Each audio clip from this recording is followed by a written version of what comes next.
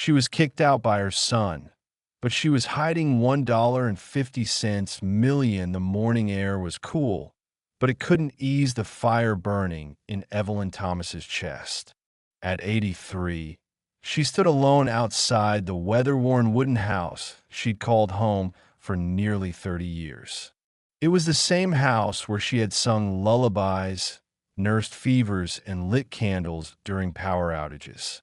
Now it stood behind her like a stranger, cold and closed off, the door slammed shut. Evelyn gripped the handles of her two frayed suitcases, barely holding together. Inside, a worn Bible, a photo of her late husband, a handmade quilt, and a small leather pouch sewn tight. She didn't cry, not at first, but when she turned back and saw her son, Calvin, arms folded in the doorway, and his wife Lena scowling behind him, something inside her cracked. "You'll be fine," Lena said sharply. "You've lived long enough without us taking care of everything." Calvin remained silent, a silence louder than any scream. "Son," Evelyn's voice trembled, "I raised you with nothing but rice to eat. I worked my hands raw. Mama, please," Calvin interrupted, his voice flat. "You can't stay here anymore. You just sit around. Lena and I need space. The kids need their own rooms." Evelyn gasped softly. "You're putting me out for a playroom?" Lena rolled her eyes. "It's not personal. It's just time." Evelyn nodded, her body accepting the blow before her mind could. She adjusted her scarf, wiped her eyes, and stepped off the porch. The road stretched before her, cracked, dusty, endless. Her legs ached. Her back throbbed. The suitcases felt heavier with each step. Drivers passed her by. No one stopped. Just another old woman with nowhere to go. By the time she reached the edge of town, her body gave out. She collapsed on a bus bench, her hands trembling. A young woman from the nearby pharmacy ran over. "Ma'am, are you okay?" Evelyn looked up with a faint smile. "I think I've been forgotten, child." Back at the house, Calvin paced the kitchen. The kids were already hanging posters in Evelyn's old room. Lena poured coffee. "She'll be fine. Doesn't she have a pension? She'll figure it out." Calvin nodded, but something twisted in his chest. He glanced at the empty rocking chair his mother once sat in every morning, humming hymns as she folded laundry. That night, Evelyn lay in a cot at a women's shelter. The staff were kind. They gave her soup and a warm blanket. But her heart remained cold. In the quiet, she opened one of her suitcases and reached for the small leather pouch. Inside, for folded papers, bank statements from a rural trust, and a letter dated 1993 to Mrs. Evelyn Thomas, "In gratitude for your years of care and loyalty, and as per my late husband's wishes, we leave you full rights to the following accounts and investments. Use it when you need it most." Mr. and Mrs. Whitmore. She stared at the figures. $1, $3.12, $8.50.70. She had never touched a cent. For decades she scraped by, working late shifts, cleaning schools, peeling potatoes in cafeteria kitchens, all to raise her son. She saved that fortune for one thing: Calvin's future. College, a house, a business. But now she had been discarded, and suddenly her silence wasn't sacrifice. It was strength. The forgotten millionaire at sunrise, Evelyn stood outside the local bank. The manager, a kind man in his 40s, greeted her warmly.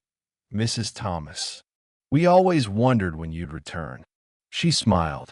"It's time." What happened next spread faster than she ever imagined. A local news report on an elderly woman collapsing outside a pharmacy turned into a viral story. The forgotten millionaire. Kind, humble, quiet, rich beyond imagination. and thrown out by her own son. But it was what Evelyn said that shook the world. Wearing a pressed floral dress on national TV, she said calmly, "I was kicked out of my home by the son I raised alone. I gave him my youth, my health, my time. And when I was no longer convenient, he threw me away." The host leaned in.